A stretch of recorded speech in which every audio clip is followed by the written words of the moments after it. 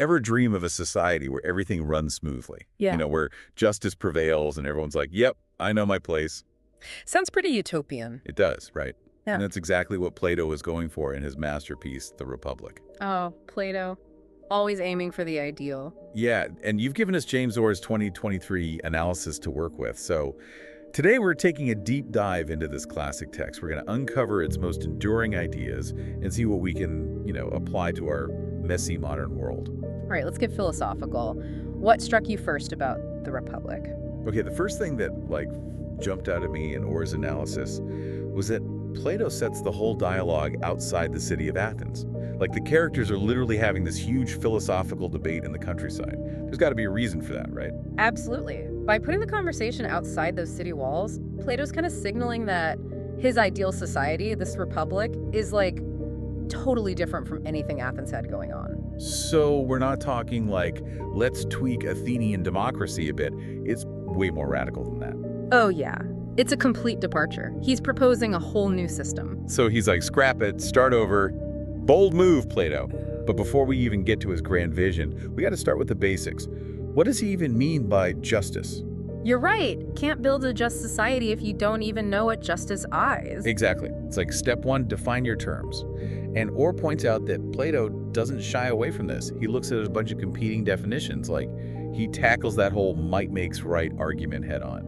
Right, the idea that whoever is strongest, whoever's got the power, just decides what's right and wrong. Kind of like a my way or the highway approach to morality. Exactly. And Plato saw that as, inherently unjust, because it basically makes justice all about brute force. Not a very stable foundation for society. So Yeah. What else does he consider? Well, he also throws out the idea that justice is just whatever a society agrees on. So no popularity contest for justice either. Nope.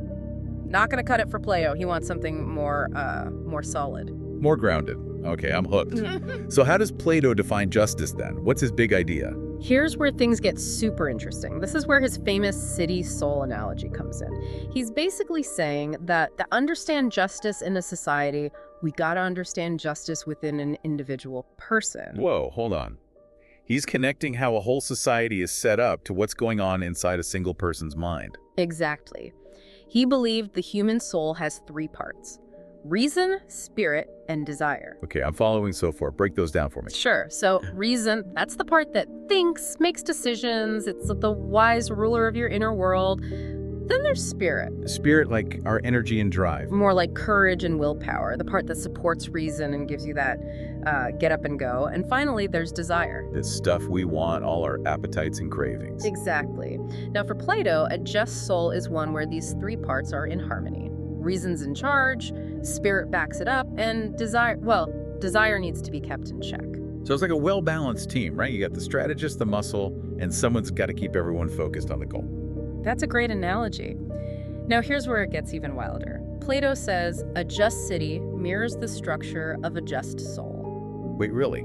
So just as the soul's got these three parts, he thinks a just city should have three parts too. You got it. Wise rulers embodying reason, courageous guardians who represent that spirit, and then productive workers fulfilling those desires. Whoa. So if your city was a person, would it have a healthy soul? Would it have those parts in balance? That's a pretty mind-blowing way to think about justice, huh? It's not just about laws, it's about the whole structure of society reflecting this deeper harmony. Absolutely, and that's what he's getting at. It's about how individual morality and the organizations of society are totally intertwined. You can't have one without the other. Yeah. Okay, so that brings us to what's got to be one of the most controversial parts of Plato's Republic. The philosopher kings. Ah, yes, the philosopher kings. That's where Plato goes in a very different direction from democratic principles. Yeah, let's put the philosophers in charge. Not exactly a campaign slogan you hear every day. Right. And Orr highlights Plato's distrust of democracy here. He actually uses this really striking analogy to make his point. The ship of state. Okay, I'm picturing a grand ship, sails billowing. How does this connect to running a country? So picture this. The masses, they're like the ship owner, clueless about navigation, just wants to enjoy the ride. Then you've got the sailors. Those are the politicians, right? Yeah, the power-hungry types constantly fighting over control of the ship, manipulating the owner, to get what they want. Okay, I see where this is going. So who's actually steering the ship in this scenario? That's the problem. Nobody competent is at the helm. The ship's just gonna flounder around until a skilled captain takes charge. And that, my friend, is where the Philosopher King steps in. So he's literally saying, put the philosophers in the captain's chair. Not the first profession I'd think of for running a country. I know, right? But Plato believed that only the folks with true knowledge, wisdom, those who've dedicated their lives to seeking truth, understanding the world, they're the only ones fit to rule. So is he saying democracy is inherently flawed? Like, ditch the voting booths and let the academics take over? It's a provocative question, isn't it? His point, and it's still debated today, is that relying solely on what's popular, on what the masses want, can be kinda risky. Like the mob mentality, people making decisions based on emotion rather than logic. Exactly. He asks, are everyday folks really equipped to make those big decisions that affect the long-term, well-being of the whole society? It's a tough question. I mean, I'm not sure I have a good answer. But this ship of state analogy definitely makes you think twice about how we choose leaders and who should really be guiding us. It does. It challenges us to think beyond just popularity. What qualities should we actually be looking for in our leaders? Okay, now let's shift gears a bit. Let's talk about something pretty radical, especially for ancient Athens. Plato's views on women in his Utopia. All right, let's hear it. How does Plato handle the whole gender equality thing?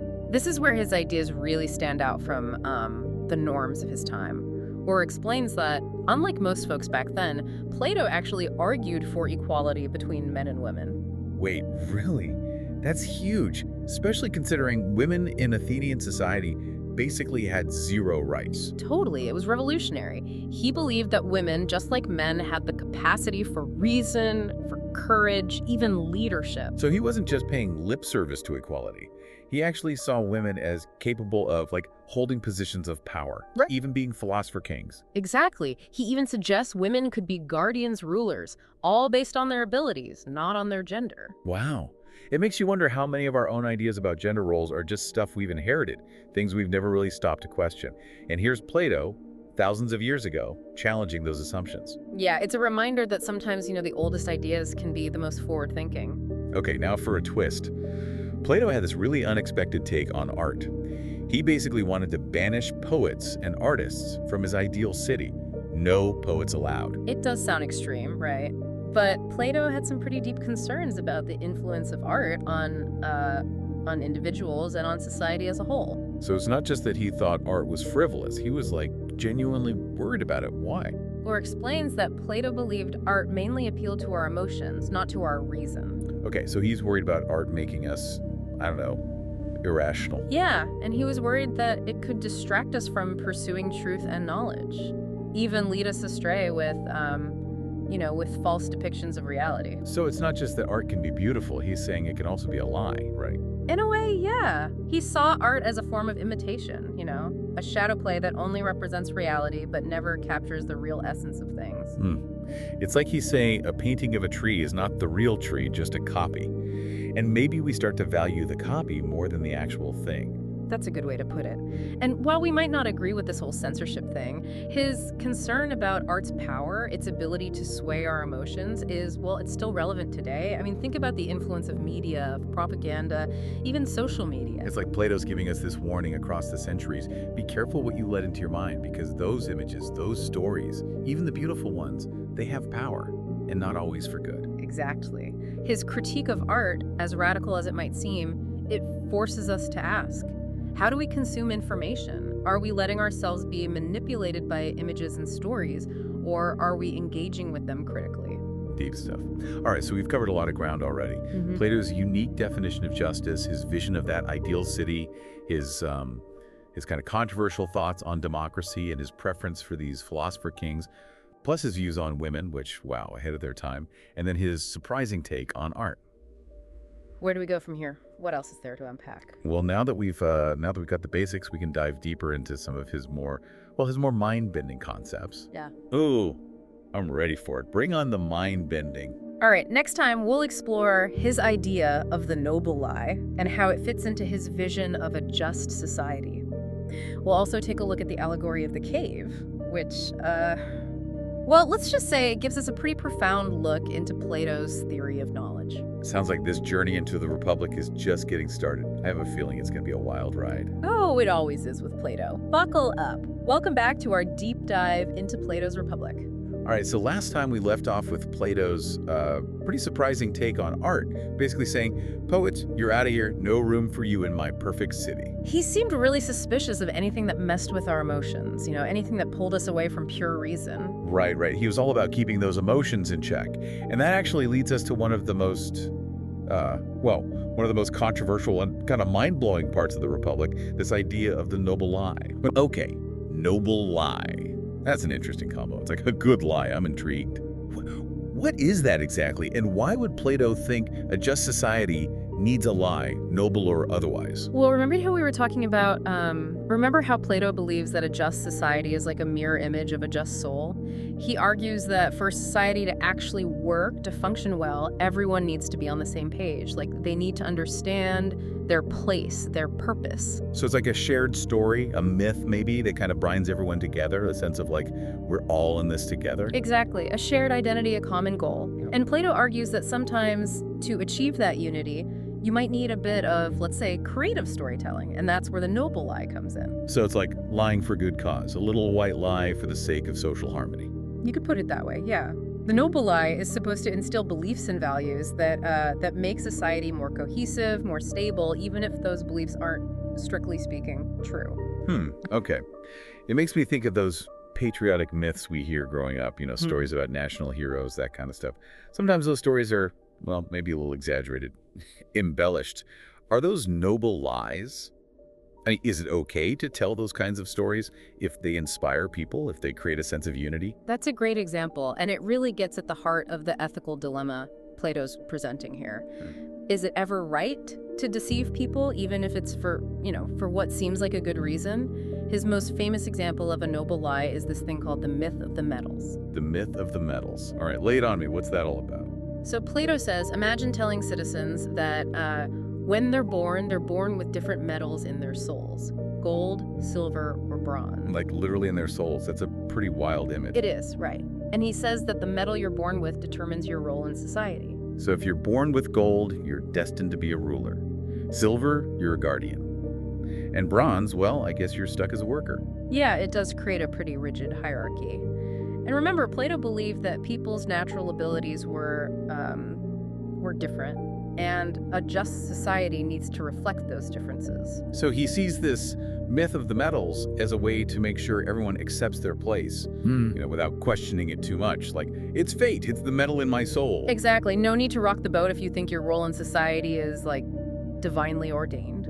But, I mean, isn't that kind of unfair? What if someone born with bronze actually has, like, the potential to be a great leader, but they're stuck in a dead-end job because of this myth? Right. That's the danger of the noble lie. And it's why it's so controversial. It brings up those big questions about truth, power, control, who gets to decide what story we tell ourselves, and what happens when that story, even if it's well-intentioned, ends up limiting people's potential. Makes you think, It makes you realize how easily we can all be influenced by stories, by beliefs, even those that seem to be, for the good of society. This noble lie, it's a good reminder to, like, question everything. Don't just accept things at face value. Totally. Don't just swallow the myth whole, even if it sounds nice. And this whole idea of being susceptible to noble lies, it ties in with another one of Plato's famous concepts, the allegory of the cave. Oh yeah, the allegory of the cave. I feel like everyone throws that one around, but I'm not sure I've ever really grasped it. Can you break it down for me? Sure. Picture this. You've got a group of prisoners. They've been chained up inside a cave their entire lives. All they can see is this blank wall in front of them. Okay, I'm already feeling claustrophobic. And behind them, there's a fire. And between the fire and the prisoners, there are people walking around carrying objects. So all the prisoners see are the shadows of those objects projected onto the wall. Exactly. And since they've never known anything else, they think those shadows are the real things. They have no idea there's a whole world outside the cave. That's a pretty bleak view of humanity, huh? Stuck in the dark, mistaking shadows for reality. It is, right? But Plato's not saying we're all hopelessly doomed. He says that some individuals, the philosophers, are able to break free from their chains and escape the cave. So they get to go out into the sunlight, see the real world for the first time. Yeah, imagine that. It's like going from black and white to full color. But at first, it's overwhelming. The escapee is blinded by the light, can't even make sense of all the complexity. But gradually, their eyes adjust. They start to understand how things really are. And they realize those shadows they spent their whole lives watching, they were just pale imitations of the real thing. Exactly. And the escaped prisoner, he represents the philosopher, the person who has achieved true knowledge enlightenment. But then comes the sad part, right? What happens when that enlightened person goes back down into the cave to tell everyone else what they've seen? Yeah, it doesn't go well, does it? The other prisoners, they don't believe him, do they? They think he's lost it. Exactly. They're so used to that world of shadows. Their whole understanding of reality is based on those flickering images. They can't even wrap their heads around what the escapee's trying to tell them. It's kind of heartbreaking, you know? Yeah. You achieve this higher understanding, you see the truth, but you can't convince anyone else. Right. It highlights the challenges of pursuing knowledge, and even more so, the challenges of sharing that knowledge with people who aren't ready to see it. Plato seems to be saying that enlightenment can be a lonely journey, and trying to show other people a different way of seeing things, well, it's an uphill battle. So what's the message for us? Are we all stuck in the cave just watching those shadows play out on the wall? Or is there a way to break free? Well, I think Plato's allegory isn't about despair, it's about a call to action. He's saying, don't be complacent, question your assumptions, look beyond the surface of things. There's a whole world out there waiting to be discovered. He's saying the journey out of the cave is possible. We can do it. We can, but it takes courage, it takes critical thinking, and it takes a willingness to challenge those beliefs we hold dear, even if it makes us uncomfortable. Yeah, getting out of your comfort zone, being willing to see things in a new way. It's not easy, but it sounds like it's worth the effort. It is. The allegory of the cave, it reminds us that we always have a choice. We can stay comfy in the darkness, content with the shadows, or we can step out into the light. We can seek truth, understanding. Okay, I think I'm ready to step out of the cave. What other mind-blowing stuff does Plato have in store for us? What's next? Well, next we can dig into his ideas about education. He believed it was absolutely crucial for shaping both individuals and the ideal city. And get this, he had some pretty strong opinions about how we should be learning and what we should be learning about. Sounds right up my alley. I'm ready to keep exploring. All right, my mind is officially blown. Plato's noble lie and that whole allegory of the cave, they're fascinating. But man, they're a little disturbing too. Like how much of what we believe is just, shadows on the wall. Right. Makes you question everything, but hey, that's philosophy for you. It's supposed to shake things up. It definitely is. So, what else did Plato have to say about building his ideal republic? What other wild ideas did he come up with? Well, remember how we talked about those philosopher kings, how Plato thought they were the only ones fit to rule? Yeah, the philosopher king, Plato's dream ruler, wise, just totally dedicated to the common good. Exactly. But you can't just snap your fingers and create a whole class of philosopher kings, right? You got to train them. You got to cultivate those qualities. Yeah. And that brings us to one of Plato's most important ideas, education. Education makes sense. You got to shape those young minds, mold them into those ideal rulers. Right. And for Plato, education wasn't just about, cramming facts into kids' heads or teaching them a trade. It was about something much bigger. So what was it about then? It was about shaping character, nurturing the soul, developing the capacity for reason and virtue. Like he was trying to create good people, not just smart people. So it's not just about acing your exams, it's about becoming a responsible citizen, someone who contributes to society. Exactly. He envisioned this really rigorous system of education. It started in childhood, and for those who were, identified as potential rulers, it continued for years and years. Wow. A lifelong commitment to learning. What did this education actually involve? What were they studying all those years? Well, he believed in a well-rounded approach: physical training, music, mathematics, and of course, philosophy. So it wasn't just about hitting the books. There was a physical component, an artistic component. Yeah, totally. He saw a strong connection between a healthy body and a healthy mind. He thought physical training was important for instilling discipline, courage, and music and art. They cultivated a sense of harmony and beauty. It's like that saying, a sound mind and a sound body. Exactly. And mathematics, well, he thought that was crucial for developing logical thinking, that abstract reasoning that you need for philosophy. It's all about training the mind. And I'm guessing philosophy was like The main event, the thing that really set those philosopher kings apart. Oh yeah, philosophy was the pinnacle. Through philosophical dialogue, through contemplation, Plato believed people could come to understand what he called the forms. The forms. Okay, I'm not sure I've heard those before. Fill me in. Think of them as like these perfect, unchanging concepts. They exist beyond the physical world, beyond our senses. Things like justice, beauty, truth. Big concepts. So they're like the ideal versions of those things. Exactly. And Plato thought these forms were the ultimate reality, that by studying philosophy, we could catch glimpses of them. We could understand the true nature of things. So for Plato, philosophy wasn't just an intellectual exercise. It was a way to connect with something deeper, something truer than our everyday experience. It was like the key to unlocking a higher level of understanding. Exactly. And that's what he wanted for his philosopher kings. They needed to be grounded in that truth, guided by reason, dedicated to the common good, not swayed by personal ambition or what was popular at the moment. That's a tall order. It all sounds very idealistic. Yeah. But did Plato's ideas about education, did they have any real impact? Did anyone actually try to put them into practice? Oh yeah, big time. Plato's ideas about education have been super influential throughout history. Even today, educators talk about the importance of cultivating virtue, developing critical thinking skills, seeking truth. That's all straight from Plato. So even though we're not training philosopher kings anymore, his vision of what education can be, what it can do for people and for society, it's still relevant today.